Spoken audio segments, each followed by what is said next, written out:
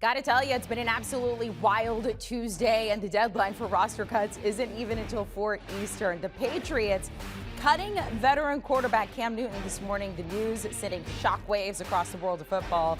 Rookie quarterback Mac Jones beating out Newton for the starting job there. Now, many believed Cam would at least start the season for the Patriots, if not alternate reps with Jones.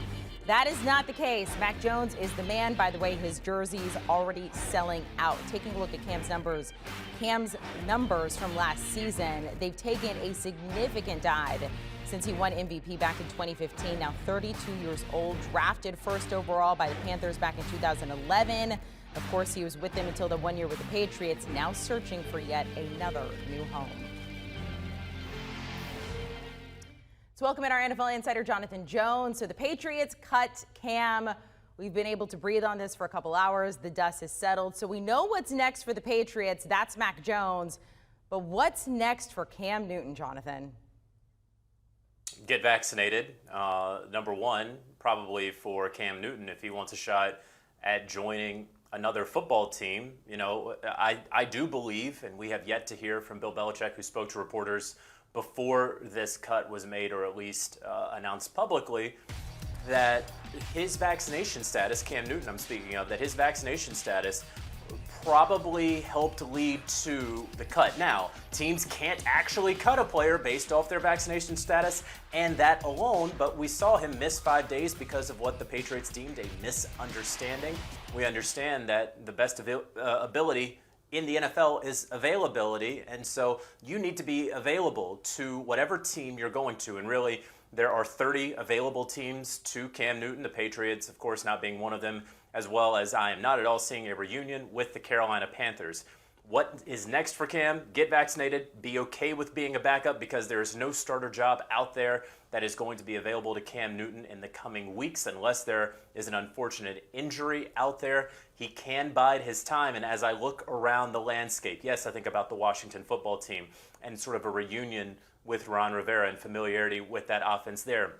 You'll look at a Dallas Cowboys with Dak Prescott, though Jerry Jones says he's not going to have any limitations entering week 1 against the Tampa Bay Buccaneers. You don't feel great about the backup spot there in Dallas. You can continue looking around, and you know, the Miami Dolphins, very clearly probably still not all that happy with Tua. Maybe they want one of the best short yardage options that football has ever seen. Certainly once you get down at the goal line, that is Cam Newton, who has surpassed any number of Hall of Fame running backs in terms of rushing touchdowns. So he still absolutely has utility. Whether or not you want him for 17 games in a season to be your starter and throw for 300 yards and keep up his arm strength into November and December, those days are probably done. But if he wants to reimagine and reinvent himself as sort of a platoon quarterback, but a solid backup somewhere where the entrenched starter can learn from him, I can see that happening. But yeah, if he's looking for a starting job, none is going to be available to Cam right now. And really, number one, first and foremost, he needs to go ahead and get that shot. I mean, you mentioned backup a lot, and there's not a starting position. Cam Newton has a lot of pride. I mean, will he take a job if he is going to be the very clear backup? I think that this past year, and I've said this a couple of times, having covered Cam ever since 2012, up close and personal. You know, I think that last year was a little bit of a humbling experience for Cam, having gone to, getting cut by the only professional team that he knew in the Carolina Panthers and sort of wandering in the NFL wilderness for a couple of months and then having to sign on that incentive-laden minimum deal with the New England Patriots, earn his way there with the Patriots in what wasn't really a quarterback competition against Jarrett Stidham, being humbled by COVID and sort of being knocked back right when he got COVID there around week 4, never really returned to form since then, having the season that he had and wanting to show everyone that that was an aberration, that that's not the Cam Newton that we can all come to expect the next 5, 7, 10 years, that was just a one-off. And so here he is in a quarterback competition with Mac Jones, the guy that Bill Belichick has finally taken a first-round pick on a quarterback, and he's given Mac Jones everything that he has, and Mac Jones has given him everything that he has. And at the end, it's not that Cam lost the job to Mac Jones. One could argue Mac Jones absolutely won the job over Cam, but not just that. Cam then got fired. He got cut. He's not even on the team. So there's going to be, I don't know if revenge is the word. Cam has been very classy in his handling of the situation. We saw him post to Instagram, "Don't worry about me, I'm going to be okay, one love," what he likes to say. But Cam is obviously going to want to go out there, back out there, and show what he has still left in the tank. And I'm dubious about what it's going to be and look like in November and December. As I mentioned earlier, as I talked about last year, when the weather gets cold, how is that shoulder going to hold up? Because we saw it dissipate, that arm strength dissipate last season, like we had seen a couple of seasons before that as well. But yes, he is going to have to swallow his pride. And no, this isn't Cam Newton of 2015 when they're 15-1 and he gets 48 out of 50 NFL MVP votes. This is a different Cam, and I think the last year or two have really sort of helped Cam understand that. I think being in a system where he wasn't grandfathered in like he was with the Carolina Panthers to kind of run the show, that he had to fall in line, has really helped him. And now in this third act of his career, wherever he lands, and again, I don't think it's necessarily going to be anytime soon necessarily, but wherever he does land, I do think that he is better positioned as a person and as a professional to take on that job than he would have been even 2 years ago. JJ, we've got a bunch of players across the league, several key players, I should say, starting the season on the PUP list. We got Stephon Gilmore for the Patriots. He's recovering from quad surgery.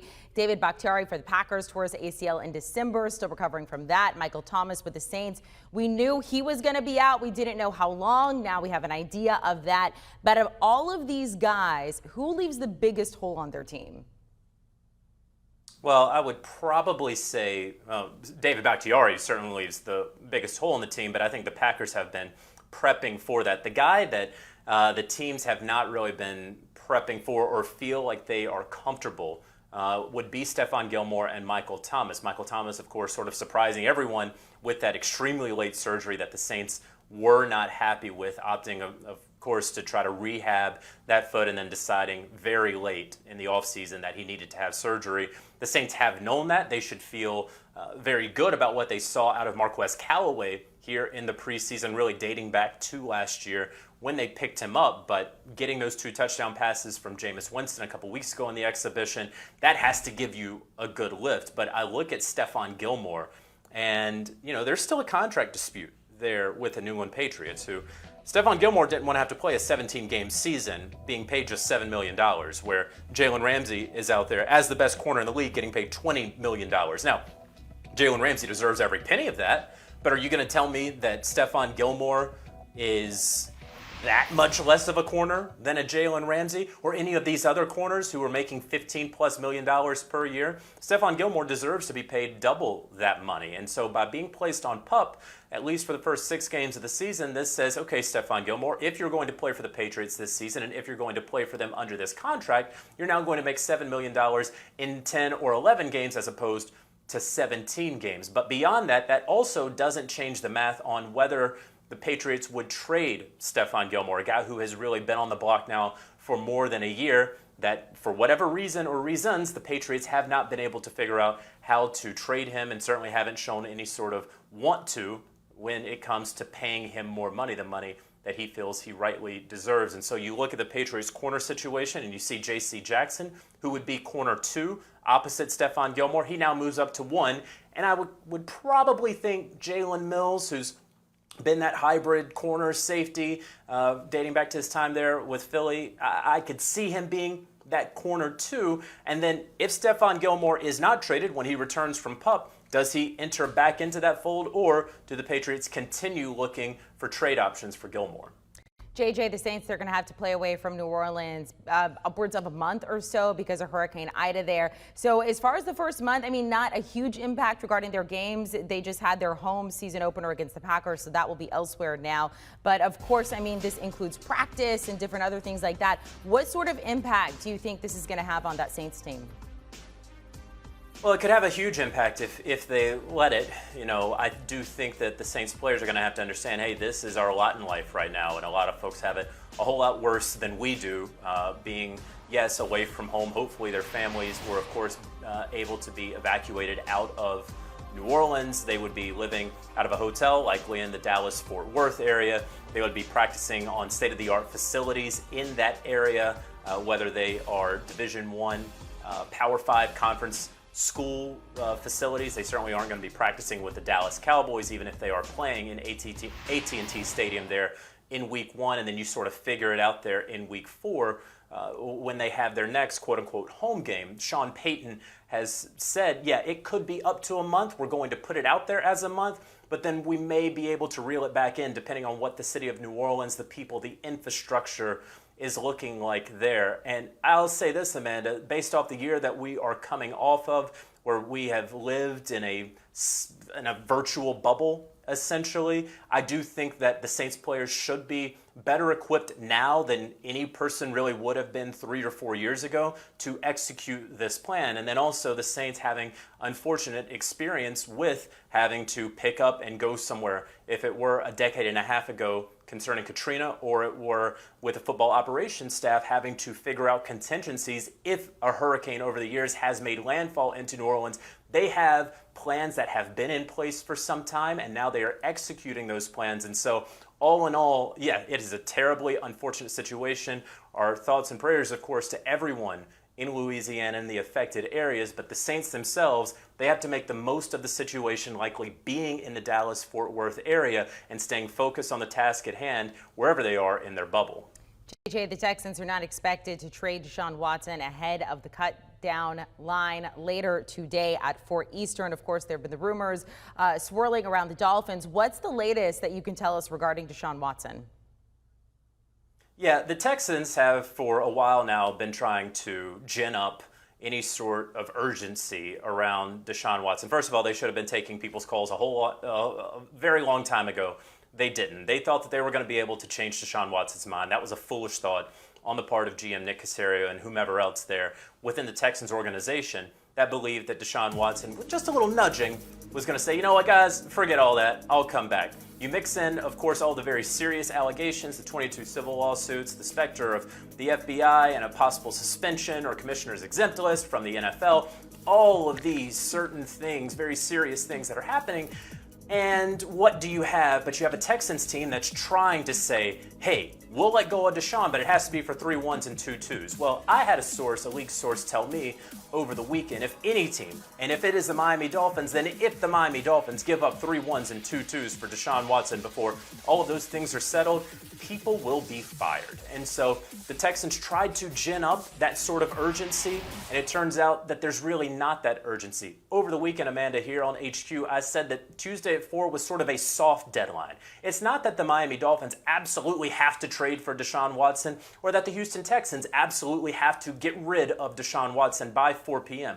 What's the worst case scenario for the Texans? They carry Deshaun Watson on their 53 men. Yes, they have to pay him $10 million plus in guaranteed money. And yes, they will essentially have 52 members of their 53-man roster because they're not going to be playing Deshaun Watson. They'll make him active on game day. But this is a Houston Texans team that we all know is rebuilding, that is not going to be competing for a world championship, a conference title, a division title, and in most of their games, they're not even going to be competing in a win once it turns halftime. And so this is also a Miami Dolphins team that if you're going to make a move for Deshaun Watson or any of the other teams, and we call the Dolphins front runners because they're the only ones really left in this race and really the only team that is left in the race that Deshaun Watson would waive his no-trade clause in order to go to.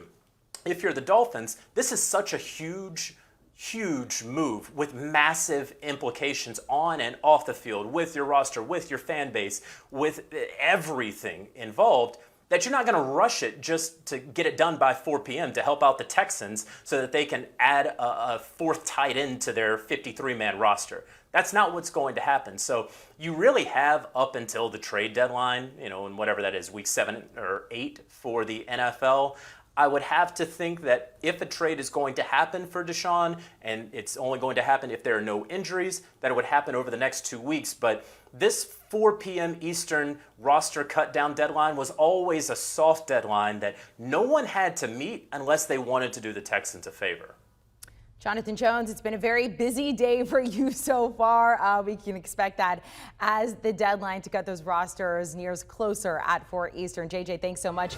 And I can tell you there was already an emergency pod regarding Cam Newton with our friends at the Pick 6 podcast. It's about 12 minutes long, so you can get the latest, their initial reaction there. They will record a longer one later today. Make sure to download and follow.